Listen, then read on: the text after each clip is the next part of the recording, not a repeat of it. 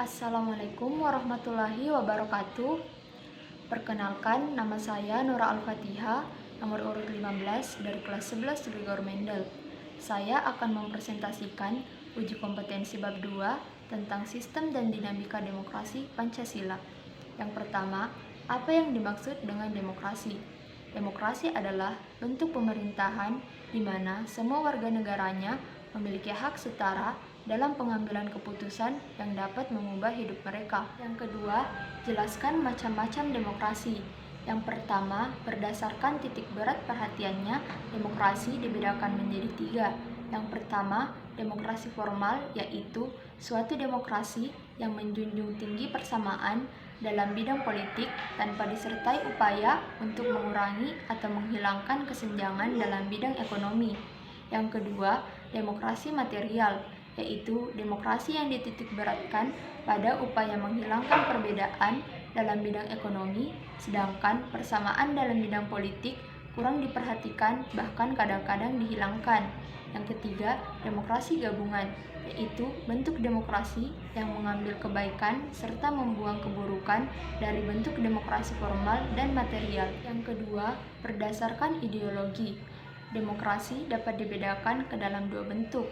Yang pertama, demokrasi konstitusional atau demokrasi liberal, yaitu demokrasi yang didasarkan pada kebebasan atau individualisme. Yang kedua, demokrasi rakyat atau demokrasi proletar, yaitu demokrasi yang didasarkan pada paham Marxisme, Komunisme. Yang ketiga, berdasarkan proses penyaluran kehendak rakyat, demokrasi dapat dibedakan ke dalam 2 bentuk. Yang pertama, demokrasi langsung, yaitu paham demokrasi yang mengikutsertakan setiap warga negaranya dalam permusyawaratan untuk menentukan kebijaksanaan umum negara atau undang-undang secara langsung. Yang kedua, demokrasi tidak langsung, yaitu paham demokrasi yang dilaksanakan melalui sistem perwakilan. Nomor 3, jelaskan Sokoguru demokrasi universal.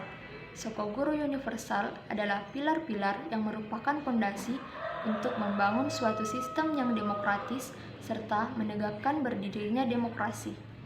Yang keempat, jelaskan nilai demokrasi Pancasila lebih unggul jika dibandingkan dengan demokrasi lainnya. Nilai demokrasi Pancasila lebih unggul jika dibandingkan dengan demokrasi lainnya karena demokrasi Pancasila mengutamakan kepentingan dari masyarakat, negara, dan bangsa, sedangkan demokrasi lainnya mengutamakan kepentingan demokrasi itu sendiri. Yang kelima, buktikan bahwa negara Indonesia adalah negara demokratis baik secara normatif maupun empirik. Secara normatif, asas demokrasi pada Indonesia dapat dibuktikan melalui manifestasi, yaitu tertera di Pancasila dan bentuk-bentuk formal seperti pemilu langsung.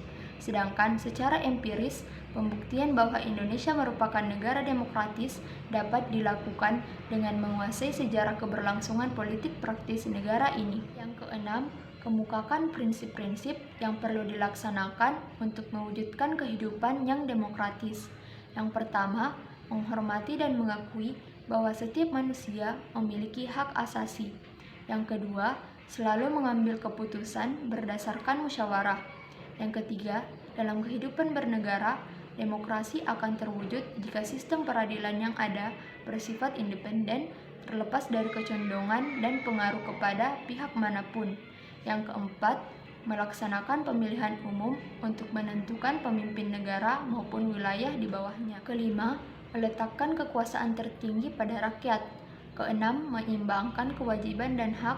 Ketujuh, melaksanakan kebebasan dalam masyarakat tetapi dapat dipertanggungjawabkan secara moral kepada Tuhan Yang Maha Esa. Kedelapan, menjunjung tinggi cita-cita, visi, dan tujuan nasional. 9. Pemerintahan yang dibentuk harus berdasarkan konstitusi dan sifatnya tidaklah tak terbatas. Ke-10, negara diselenggarakan berdasarkan hukum, bukan pada kekuasaan semata. Baiklah, sekian presentasi saya pada kesempatan kali ini. Mohon maaf apabila ada kesalahan dan kekurangan. Wassalamualaikum warahmatullahi wabarakatuh.